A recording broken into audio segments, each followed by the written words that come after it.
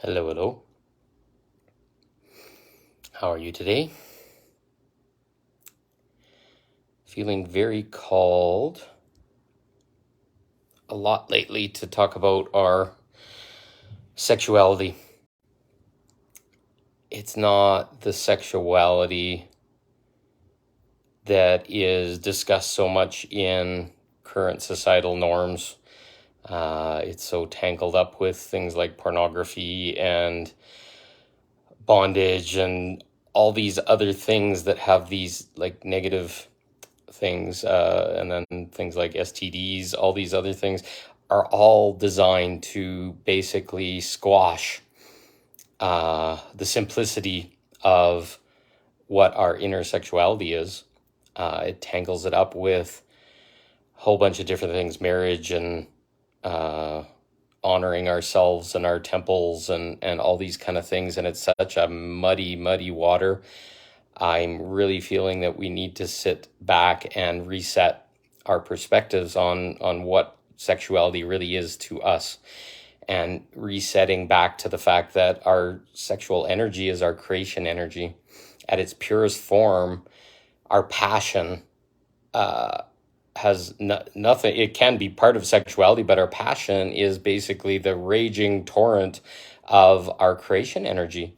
If we're passionate about a job, we're passionate about a person, we're passionate about our lives, we're passionate about excitement, we are connected to source and fully flowing the whole source energy through our body. And we as creators need to find ways to be in that passion.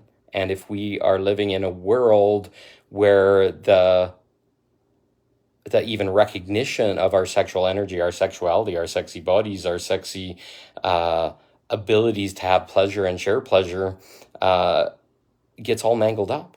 And then it makes us really confused. It tells us that we are dirty or messy or should be ashamed of or guilty about using that source energy to create in our world.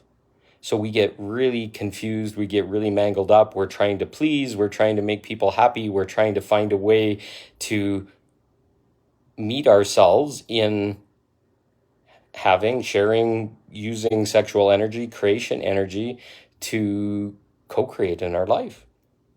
So it's become this very mangled thing that's mixed up with shame and guilt and other negative energies, and then we're not happy.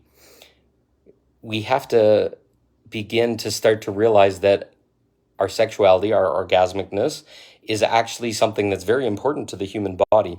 It does a reset in our body. It's called the petite mort for a reason, that small death. You basically go to that point of our sexual release, and all these beautiful hormones, oxytocin, serotonins, all this stuff we're bled of in this world starts to flood into our body, and it fills our whole body, and we get this blissful state. This reset is so important to the body. Your cortisol levels, your everything has to be reset when you go into this state. So if we're not having regular pleasure for ourselves, I'm not even talking about a partner at this point, that reset mechanism isn't present. So you just ramp into anger, frustration, emotions, etc. Sometimes when we use sexual pleasure in our body, emotions can come out. We can cry, we can be angry, we can be frustrated. Our whole body goes into relaxation. We get into a meditative state. If we have trouble getting into a meditative state, we have this tool in our body that allows us to get back to normal, to reset, to see things in new light, to breathe again, to be in no thought. So if we're constantly under the programming that this is bad, or you have to be married, you have to have a partner, you got to do this thing, you got to find a way, we're just trying to distort ourselves to finally get the point where we can have this thing that's our birthright and was taken from us. So what I talk about more and more is getting back into our own personal sexuality first. So finding what feels good in our body, finding a practice where we can share pleasure with ourselves first. And this is another thing that's been shamed and made dirty for 2,000 years. The Catholic Church made it a stonable offense for people to give themselves pleasure. Why would someone do that? It doesn't even create babies. It doesn't even hurt another person, but it was. for a very crazy process.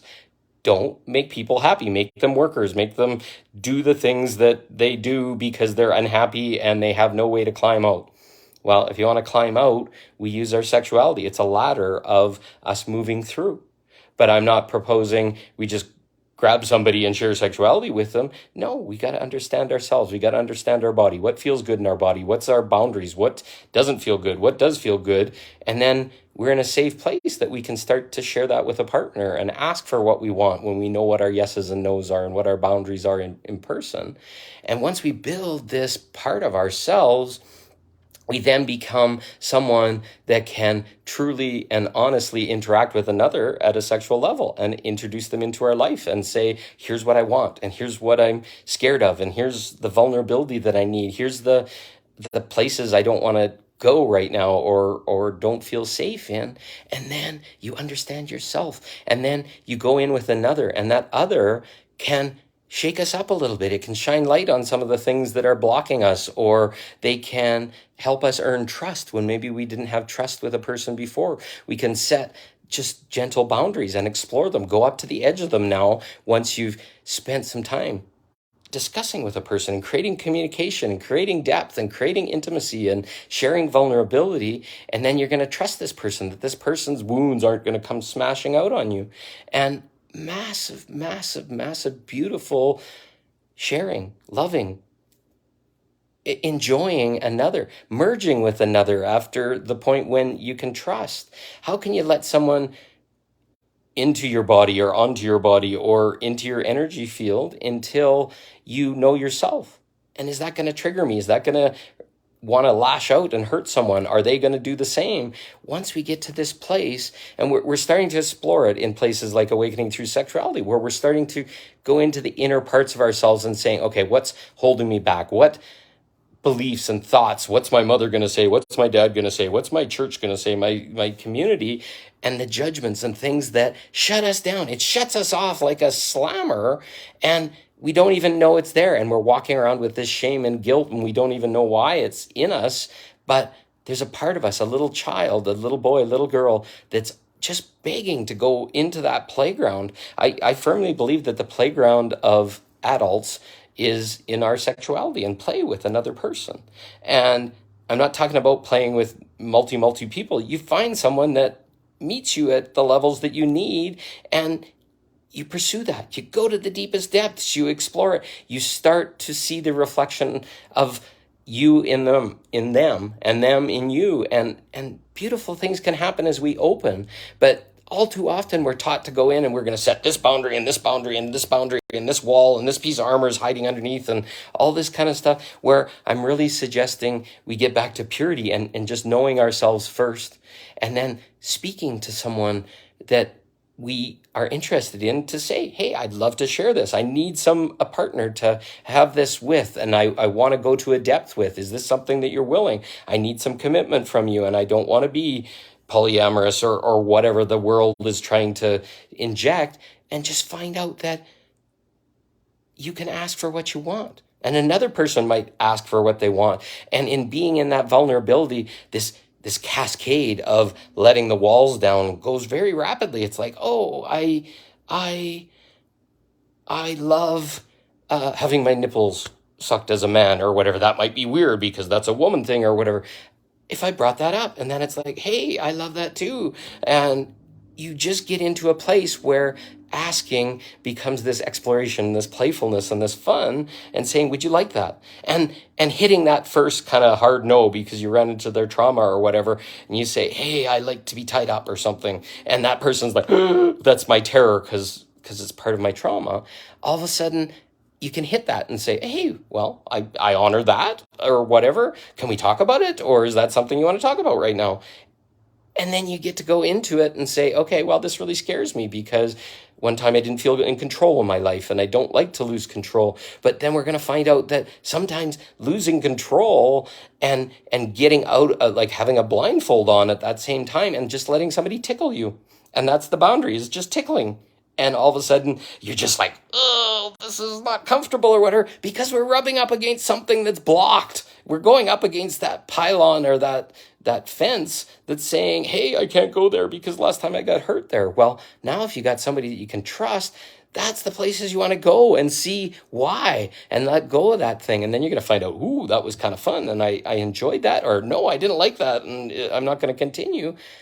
That's the joy of exploring with another person, going to this depth, the level of intimacy, the level of depth and connection that joining with another for sexual pleasure, play, whatever is, allows us to go and explore all the dark places. And I'm not talking about dark stuff, but just where the fears are and the stuff that doesn't feel comfortable because maybe somebody shattered that in a past experience you had with them, and now you're protected and you're armored in that spot.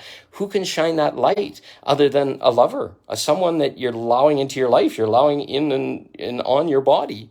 These are the magics that sexuality allows us to uncover and to open. It's like opening the doors to our cage and having an opportunity to ask somebody to open that door for me and let's see if I can step out of my cage for a little bit. Did that feel good? And then all of a sudden you're going to be like, step out of the cage, and it's like, why was I even in a cage in the first place? This is the level of intimacy, the fun, the play that sexuality was meant to be. And this is what I want to share with people and talk to people and give people experiences with, so that they can go up to the edge, look at it and say, oh yeah, that's scary. Well, I see I've got a safety net on my back here or whatever. I'm going to step out the door and see what happens. Then you find out the floor is only 2 inches below that. It just looked black. And you now all of a sudden you don't need the safety net anymore, or the hook. And you're like, oh, get rid of that cage. And then you're a bigger, open, more expanded person. That is what sexuality is. And to do it with the rewards of pleasure and bliss and fun and play and giggles and seeing another person's fears and stuff fade away in front of your eyes, that's what sexuality is.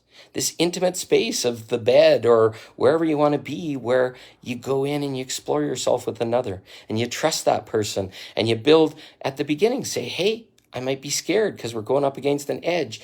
Can you just hold me when I get scared? If I cry, don't try and fix it. I just want to hear you. I want to hear your breath. I want to hear those strong arms.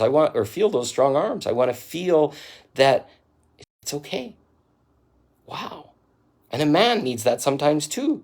Sometimes you're just like, oh, I'm trying to please and I'm trying to strive and I'm trying to pleasure or whatever. These are all things that I've been taught.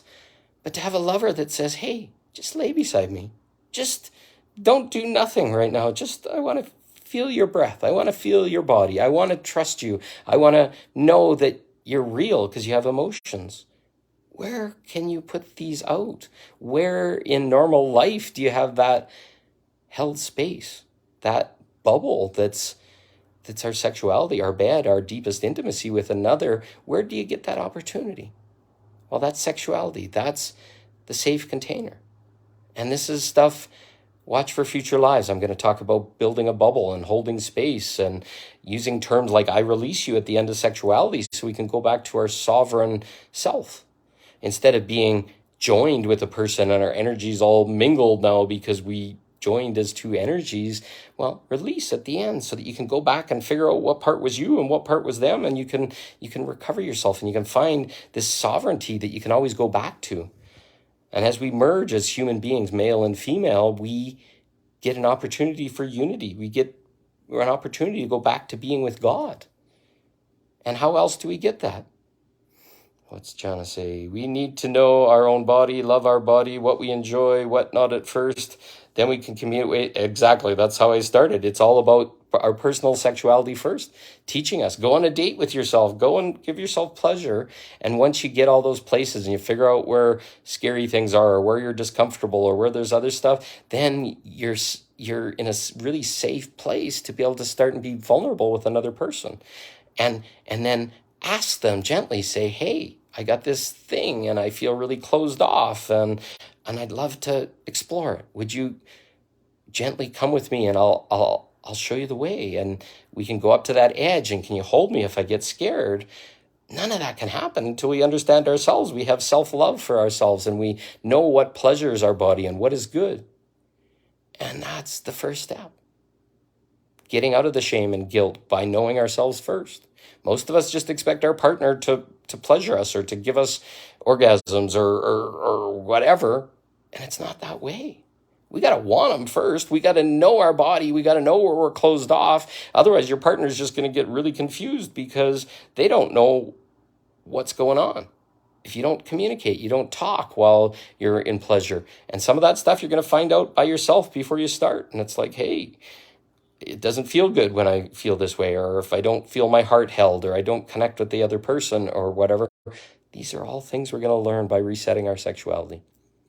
And I want to talk more and more about this. I want people to start letting go of the shame and guilt, and they want people to start making choices on their own, not leaving it up to society, not leaving it up to dating sites, not leaving it up to chance, but consciously calling in who we need, who our partners are, so that we can explore those edges, understand ourselves, and once we understand ourselves, then understand another. And I'm not talking understand in standing underneath, or inner standing is a better word, but starting to get that place where you know what makes them tick, and you know where their fears are, and you know where their edges are, and all those kind of things. Then once you're in conscious awareness of that, the magic place happens, because you're not bumping into the walls, you're going down the corridor that feels good. So take a look at what your inner sexuality is, what controls how you can be sexual, and where you can be sexual, and who it can be with, and all this kind of stuff. What rules do you have around your body, and what can't you touch, and what can't someone else touch, and what has society and spirituality and all this kind of stuff taught you? And maybe set them aside and just start to figure out which ones block you, which ones keep you from pursuing what you want. And as we get more and more in conscious awareness of what we need and what we want, then we're perfect to go in and explore with another. So go take a look. You're going to be surprised.